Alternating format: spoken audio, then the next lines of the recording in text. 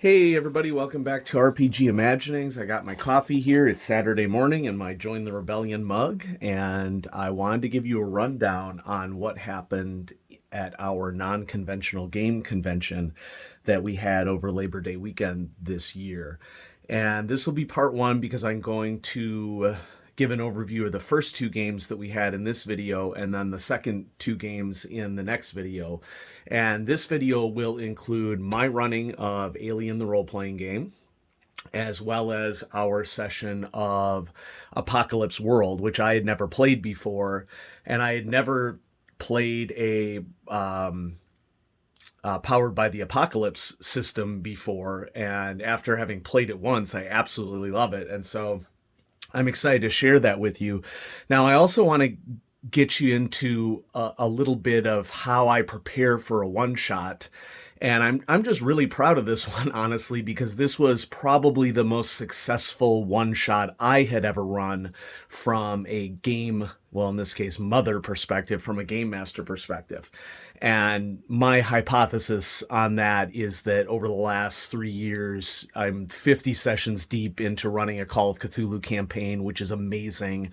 And it has really given me an opportunity to improve my game mastering skills in general.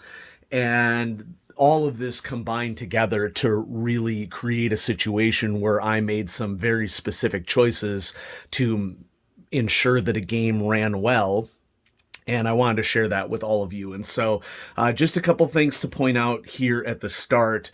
Non-conventional game convention, sip of coffee, was a little miniature convention that we put together 6 or 7 years ago after having attended Tacticon in Denver for several years and being frustrated with some of the games that we participated in. And, you know, we're all adults. We're adult gamers. We don't have a ton of time. I mean, those of you who follow the channel know that I basically get to role play maybe once a month, maybe twice a month. Okay. It's not like other people who role play weekly. And I actually have found that role playing less frequently makes for better storytelling for me as a game master because I have sustained time to think about how to make a more solid narrative. Would I like to game more? Sure, I would like to game more. But, you know, with a adult professional schedule that I have as an educator working at both a K through 12 school and a university, I just don't have a ton of time to game. And the people, you know, we've all been a role-playing group essentially since around 2006. And so this is sort of my sustained classic friend group is how I will term it. And one of the big sponsors of our non-conventional game convention is DJ, who is my best friend, and he lives in Idaho. I went and visited him in August, and we just want a con in which we can be guaranteed that we are not going to get jerks ruining our fun for us. So we plan it. We usually plan it on Labor Day weekend. We obviously hadn't had it for a while as a result of the pandemic. We did this version of non-conventional game convention all masked all weekend, and it worked out really well. You know, the core group was there. And so let me just go ahead and dive right into what I did for my game, Alien RPG, because I'm really proud of what I did here. And so let's talk setup first. Okay, so since Alien RPG had won a bunch of Ennies and had a huge buzz in the community, and I'm a huge fan of Alien, especially Aliens, and Aliens is a movie that everybody in our friend group is just mad over. We just love Aliens as a movie. We respect the horror of Alien, but we love the action horror of Aliens a lot more, and we've been constantly quoting Aliens the movie, you know, since we've been friends. And so I'm like, okay, Alien RPG has this huge buzz. I love the Alien franchise. I'm going to invest in it. The stuff looks really cool, and I'm going to run an Aliens-like game for us. And so I started, you know, I would say 8 months in advance, prepping for getting the materials, reading Alien RPG, watching videos, make sure that I understood the system, and so I got the starter set, and I believe this rule book is from the starter set, and this of course is really useful because then you have another starter set running around the table. Okay. DJ, in preparation for the game, had found a copy of Aliens Colonial Marines Technical Manual. I think this is from the 90s. And this book is super cool, folks. If you're looking for like something to enhance your Alien RPG game, if you can find a used copy of this, I highly recommend it because it is just a really cool manual, and all of the lore matches up pretty solidly between this book and what's in the Alien RPG. So obviously I have the core book because I've been running it. I'm of the opinion that the Alien core book for an experienced gamer is a better investment of money than the starter set. I find the starter set to be odd. Odd from a end user perspective, but I totally understand what they were going for from a corporate perspective, okay, in terms of what they want people to buy. So like, I don't have any use for the map that comes with it. We have a tradition at our non-conventional game convention of gifting people with all sorts of fun gifts. We just like, showering each other with gifts, okay, because we're all friends. And so people who participated in my game got, I think, 4 of the standard black alien dice and 2 of the standard other dice, and then I went on Amazon and just bought like a deck of 100 black dice so that we wouldn't have to worry about having similar colored dice to run for the characters. And here's one of the characters we played. This is Chaplin, and I can't remember if this is from the core set or Destroyer of Worlds. Honestly, all of my materials of those have gotten completely muddled while I was prepping, and so I made sure everybody had 9 black dice. Some of them were the official dice, some of them were just generic dice, so if they needed to roll like 8 dice for a Comtech roll, for example, that they'd be able to do that. And then, they got to pick whatever other D6s that they wanted for the stress dice, because the other thing that we do at NonCon is that we always commission specific dice to go with our non-conventional game convention. And I'm going to be calling it non-conventional game convention all the time, because a funny story about this is that when we first decided to do this, we abbreviated it non-con, not recognizing or understanding that non-con is also short for non-consensual sex and porn, okay? We did not intend that, and so I've been religiously calling it non-conventional game convention since then. And so I also spent 3 months putting together the miniatures for the Aliens Another Glorious Day in the Core board game. When I purchased it, I didn't know how that I had to assemble these. And so, I'm like sitting there like raging, putting them together, because I am not a fan of having to glue miniatures together. But we had cool alien miniatures. And then my players also used the miniatures from the movie that are included in that set, so that we could do, it was mostly theater of the mind, but we used the figures to sort of match zones for the Alien RPG. I also had a Bluetooth speaker playing the Alien soundtrack the entire time. For these games, we prep for them months in advance, and we really like to go all out and make sure that we have a situation where it's like super authentic. And so the other thing that I did for everybody as part of their swag package is I got stickers, I think from Sticker Mule. Okay, they've been running promotions, and so I got them a "Game Over, Man, Game Over" sticker that they could, put wherever they want. And I, of course, put these on my keeper screen. "Get away from her, you bitch." Okay, and so we just, I like to go all out in the games that I do, so that it's really awesome. I also want to point out that the Alien role-playing game Colonial Marines Operation Manual, I had pre-ordered it at the beginning of August, and I finally received approved it like the day that I was running the game. So I didn't really use this in the game, but I brought it along in case anybody wanted to look at it, you know. And spoiler alert, I think that this is probably one of the coolest lore supplements that I've seen in a really long time. The art in it is fantastic. You know, I'm not a huge fan of the black background that is present in the Alien RPG, the layout, you know, type of that, but I do appreciate that it's in these light blue boxes, so it makes the text a lot more readable. And this supplement is just stupid cool. I love it, and I'm just gonna, you know, continue to be spending hours and hours poring over it. It comes with in the back like 10 missions that makes total sense for a group that is playing like Colonial Marines, a la Aliens the movie. And these missions are pretty much how I ran this game as a one-shot, because I don't think that any of the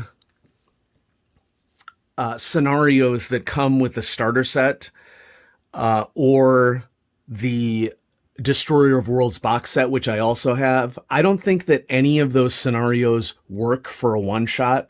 This is not a knock on Free League. I just, you know, I knew how much time that I had, about 4 hours. I was poring, you know, over the scenarios that were available, and it became clear to me right away as a game master that I absolutely needed to homebrew this in order for it to be an awesome experience. Now, that doesn't mean that I can't use the materials that are present in these things. And so I focused on the maps from Destroyer of Worlds. It made total sense for me to do this because Non-Conventional Game Convention this year took place in Omaha, which is where I live. And we had friends coming from Lincoln, Nebraska, and Iowa, and Idaho. And we rented a house near downtown in Omaha and held our Non-Conventional Game Convention. And so Fort Nebraska made total sense. And given that I had all of these maps, you know, starting with sub-level 3 because it was like the smaller one, and then I could bust out the full poster size map for Fort Nebraska, I decided to essentially homebrew a scenario for everybody so that we could get all the best of what we love of Aliens the movie into one giant game. And so I just wanted to show you the prep that I did this is sort of my miscellaneous role-playing journal. There's our first try at RuneQuest in here. And I have a D&D 5e game that I ran for my good friend John, who was interested in understanding role-playing a little bit better. You know, we've all sort of been, during the pandemic, exploring things that we didn't have time to explore before. And so this is the game for John and the notes that I did for that one. And these are my Alien notes. And, you know, I'm going to be honest with you. I am kind of a right before prep sort of guy. Like, I'm running Call of Cthulhu tonight, and I've had a basic idea and done a lot of the basic prep in advance, but I find that I work best under pressure. And you know what? Maybe it's because I'm an educator and often we do things under pressure. I don't know.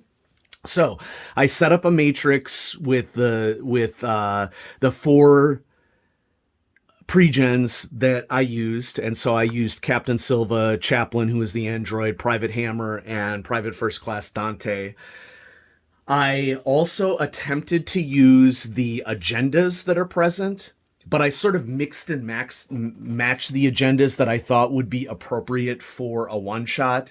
And I didn't really expect these agendas to be used. And John played Private Hammer, and we never really got to his agenda. Like, he's like, "Oh my gosh, I forgot that I'm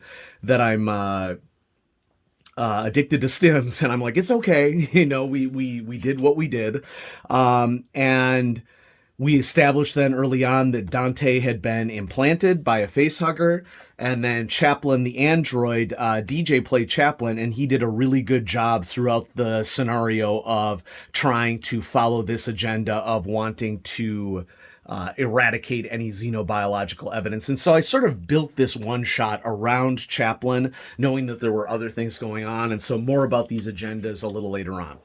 So Started out by defining some objectives. Okay. And so the objectives that I had for them was to escape Fort Nebraska alive, find Colonel Jane Myers. I was going back and forth in terms of, what rank this person would be and if it would make sense. And if I wanted to have a name that would match something that was written on the character sheet. Since these were pre-gems, there were little backstories for all these characters. And I wouldn't say that I was fighting the backstories per se, but I definitely was considering, if there were any way that I could work these into it. So it wasn't a perfect situation, but I've always had limited time under these circumstances. And then the third option was the third objective that they had to do was restore power to the door that was covering the hangar bay to escape via Cheyenne dropship. And so I tend to prefer, especially in one-shots to really set the stage, to script out my beginnings. And so my beginning for this was in medias res, and they started here in the med lab on sub-level 3. And they started with the main power of the facility out, which meant that the doors were openable, but they had to make strength rolls to open the doors, and it was emergency lighting, and that means that none of the elevators worked, and the space elevator also did not work. And so my intro was, the xenomorph is poised to jump at all of you at the worst time. 2 of you pull the trigger of your weapons and hear deafening clicks.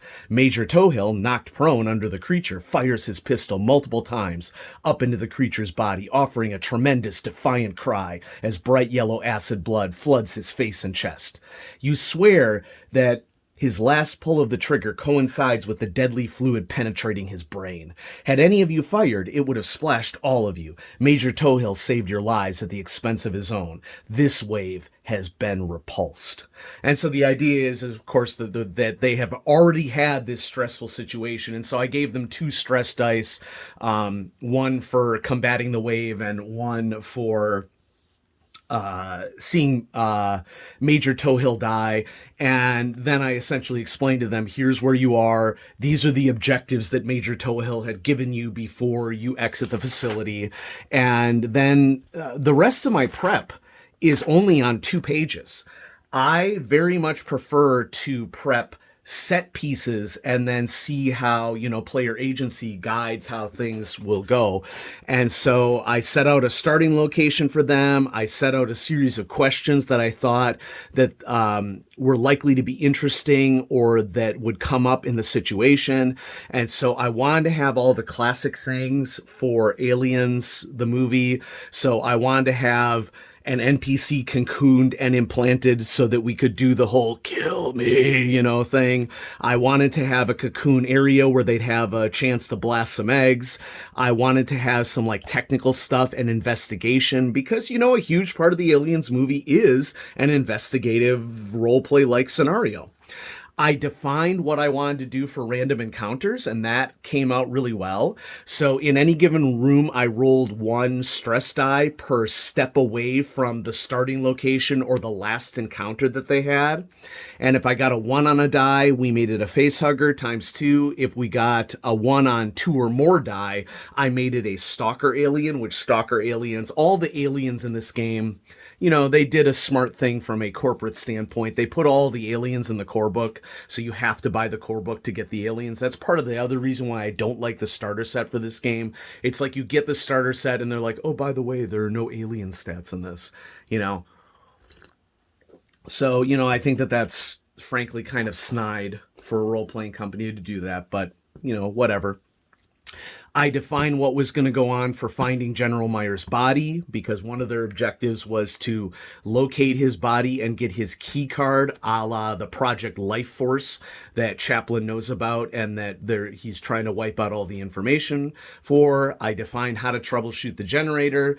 I defined that the space elevator was non-functional even if they restored the power. So if they restored power, the regular elevators would work, but not the space elevator. And then, here's me just tracking damage for any stalkers and everything that they created. And, it was a super fun time. And so just a quick little recap of what happened in the scenario. So they started here, power is out.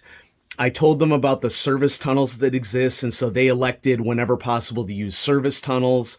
So they took this service tunnel to the containment staging area because they knew many of these characters knew the facility, so they knew that there was a tunnel that led to the reactor, which was going to be their best bet for restoring power. They got to the containment staging area. All of these doors were locked. Who knows what's going on there, because, they knew that there was this weird project that was happening at Fort Nebraska. Oh, by the way, I said that the planet was LV-402, which 402 is the area code for Eastern Nebraska. So they popped out here, saw a couple of open eggs in the corner, and that was a deliberate tension-building tease on my point, because I wasn't going to have, or I rolled and didn't have any threats in this area, increasing the tension. They decided that it didn't hurt to go to the weapons depot, and I actually wanted them to go to the weapons depot because their characters don't start with flamers at all, and so I thought that it would be a cool thing to have them, if they could succeed in an encounter, their reward is getting flame units that they could use against aliens. Sip of coffee. I know that some of you are raging right now that I would dare to talk about my coffee and sip it during a video. Oh my gosh, I'm cruel. I'm a cruel YouTuber. Shout out to Pookie. Anyway, so they decided to go through these service tunnels into the weapons lab. I rolled for a random encounter here and got face huggers. They had been using a motion tracker, and the motion tracker showed movement here, but not here. Well, it's a motion tracker, so I rolled for facehuggers here. Facehuggers just aren't moving if there isn't a threat. So they go in here. I rolled the perfect stuff on the table for this, where it goes and wraps itself around its neck, and the player is opposing it, attaching to their mouth to impregnate with the embryo. And so there's a really interesting battle here in which one of the characters was prevented from being face hugged, and they defeated the face huggers. They got the flame units going here. They took some of the service tunnels to the reactor. Now we're going to see how this goes, because I'm using the large pullout map for this. And so, yeah, we might just need to do it one panel at a time. So they get to the reactor, and specifically the reactor relay room. They're able to make a contact roll after some difficulty to get the reactor back online, which activates all the elevators and all the doors.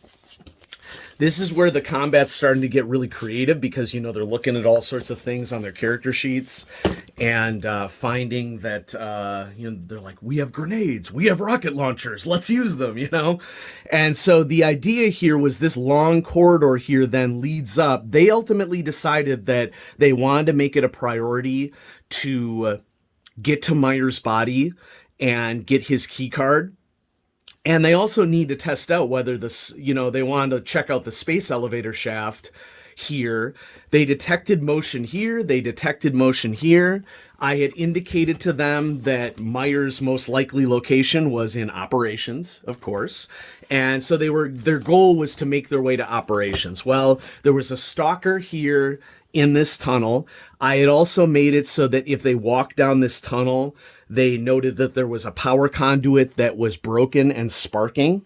It was cool because they just viewed it as an environmental hazard, but in reality, this conduit was the power that was going to the space elevator shaft. So even with the restoration of power, the space elevator wasn't functional. So they defeat the stalker, they note the sparking, they detect more motion here, and so they set a trap where they were going to open the door now that they had control over it and chuck a grenade in there. And the grenade pretty much just pissed the stalker off. But then, since they were in a positive tactical position, they just unloaded on the thing with guns to blast it from afar. They took the elevator up all the way up to North Bastion 2. And let me see if I can get this This is going to be an awkward display. I don't know if I can really display it. So if you want to see the whole thing, just maybe pause the video. But they went up through this elevator right here, and then they moved to operations. Well, operations was a ghastly sight. There was dead bodies all over the place. None of them were Meyer. They found a couple of they found like many movement signatures in here, and they thought it might be people who were alive. It ended up that it was aliens. They didn't go in that door, and so they avoided like a huge rush of aliens there.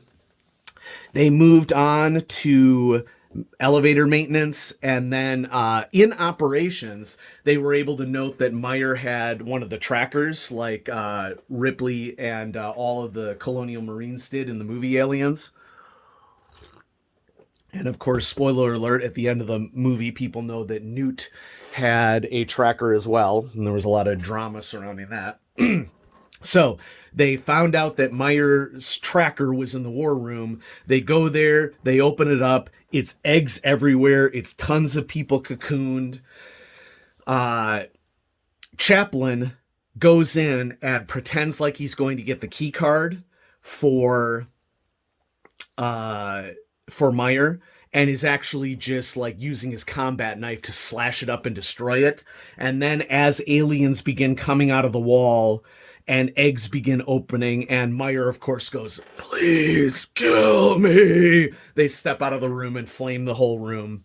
And DJ did a really good job as Chaplin, saying that he just exhausted his flamethrower entirely in this room, just to destroy everything, because, it's his mission. But, players want to, rock and be awesome, the way Ripley was in Aliens as well. So, elevator shaft down to try to escape.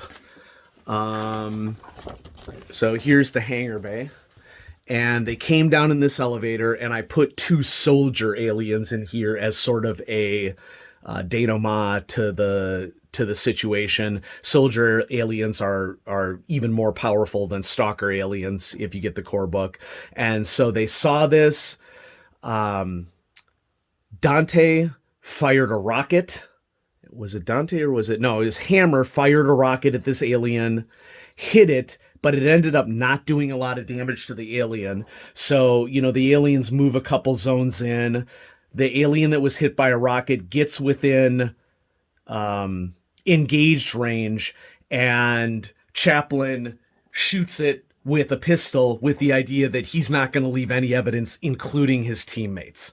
And so acid splashes 2 of them, and they take a lot of damage. This stalker, or the other soldier over here, decides that acid splash is probably enough and goes back to its patrol area. They come out. Hammer has 1 hit point left, and so he basically rushes with a grenade and dives at this alien to try to take it out. Doesn't quite take it out, but, goes out in a blaze of glory. These 2, the remaining 2 soldiers, the android and PFC Dante, come out and dispose of this alien. And then while they're at the Cheyenne, Chaplin decides to turn his gun on Dante to try to eliminate any evidence of the situation. And there's a lot of absurd exchanges going on where people are missing at each other. I think maybe since they were at point blank range, I should have given them additional dice or something like that. But it slipped my mind under the circumstances. So Chaplin eventually ends up eliminating Dante, gets into the Cheyenne, raises the Cheyenne up, crashes it into the reactor, and the reactor explodes, obliterating the whole facility, fulfilling his mission. And so it was a really interesting one-shot, and it was probably, both mechanically and storytelling-wise, one of the most successful one-shots that I've ever run, and so I wanted to share that with all of you. That was in the morning of that Saturday, and then in the evening, we played Apocalypse World. And I had never played Apocalypse World before. I definitely like narrative-style games, and so we really enjoyed building this group of apocalypse survivors, and we did it so that the city was in Omaha. And so DJ was running this game. He asked us a lot of really cool questions to set the stage, like, what part of Omaha is your turf? what part of Omaha is where you live. And so we sort of imagined a post-apocalyptic Omaha. It's really easy for us because Offutt Air Force Base is in the southern part of the area, and so Omaha is a primary target. Okay, but we said that, okay, so only one warhead strikes Offutt, and far enough north in downtown, people were able to eke out living. And so my gang, the Chainmail Dragons. So we sort of got a little bit more silly with this game, but this is something that we tend to do, depending upon our mood. And so I was a chopper, which in Apocalypse World is like the leader of a gang. And I decided that based upon the name suggestions that are over here, so names are like Dog, Domino, Half Pint, Shooter, I decided, well, heck, my name is Nat 20. And I'm the leader of the Chainmail Dragons. And I did some cool things like by naming all of the members of my game, classic role-playing things. And so the most infamous NPC in this game for my gang was Gelatinous Cube, was, like the resident idiot who was always getting in trouble. So all of our characters defined, what our situation is and what we were going to do. We all agreed that we should be lancers on bikes like we're jousting. Okay. And the way that I described my character, a stout bald man, Liz decided that, she was playing opposite Danny DeVito. And so periodically I would pretend like I had a big stogie and like talking about Danny DeVito in a role. So we had a lot of fun with that. So yeah, I defined my Chainmail Dragons game.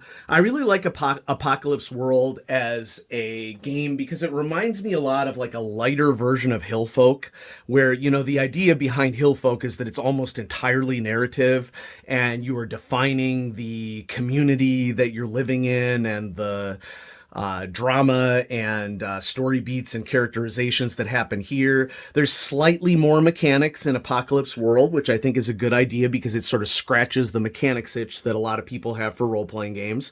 But the favorite part for me personally is where the game master is asking us a bunch of questions, building the world. And so, we got into a bunch of shenanigans where there was a rival gang, the Bully Boys, that were encroaching on the turf of the Chainmail Dragons. And so we were trying to get the Bully Boys out of our turf, and there was a bar fight. And then we were chasing the Bully Boys through some territory that of another gang. And I don't know if I wrote down the name of the other gang. I didn't at all. But we went through that territory. There was like a street race that I participated in to try to gain access to this territory. Totally failed all the rolls. But one of the main themes of this game is that all of the gangs in this area are below average. And the only reason why the Chainmail Dragons had been successful is because they had worked very, very hard to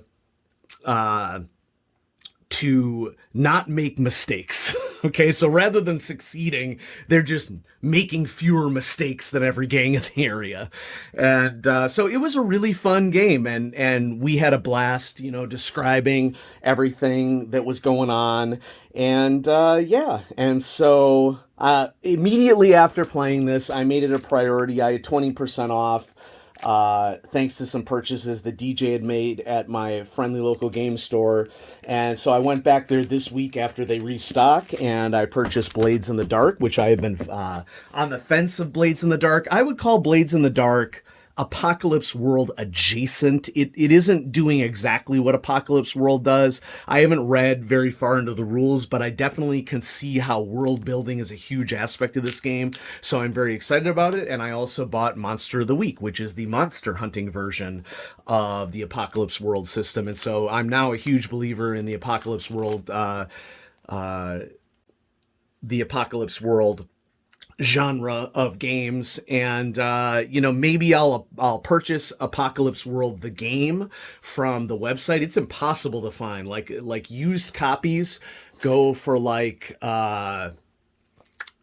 $150 of Apocalypse World, but there's still copies that are available from the manufacturer, and so I might go ahead and do that as well. And so there you go, folks. That's an overview of part 1 of NonCon. These are the Saturday games, and so we played Alien RPG. I ran Alien RPG, and we had a blast. The most successful one-shot I had ever run. And then we played Apocalypse World, and we had silly fun doing that as well, and creating our characters in the moment, and creating a post-apocalyptic Omaha, and playing around in that world. And so the non-conventional game convention was off to a great start. And I will be coming back at you with a part 2 in which we will talk about what happened with D&D 5e Pirates of the Sword Coast, and also what happened with Savage Worlds Fallout, which Savage Worlds is like one of this group's main games. When we went to Tacticon, we would always do Savage Saturday, and we became members of the Savage Worlds group that's in Denver, even though we weren't from there. And so my buddy John has been running a Fallout Savage Worlds game for us for many, many years, and this was like part 3 of a major arc for that game. And it was both different than I expected and also awesome. So I'm just excited to describe that to all of you. And so, yeah, thanks everybody for watching. I hope you enjoyed this overview of what happened with the first part of our non-conventional game convention, and drop any questions or comments down below, and I'd love to interact with you all on that. And have a great day.